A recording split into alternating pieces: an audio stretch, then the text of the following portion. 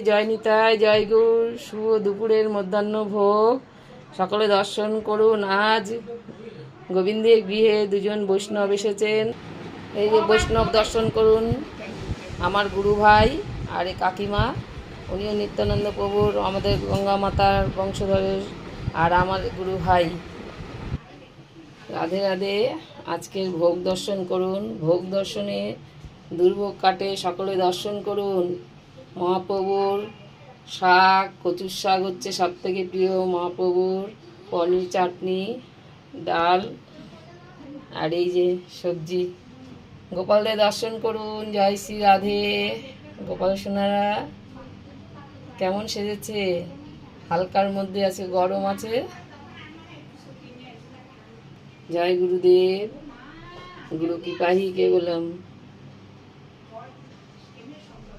জয় Nitai, জয়।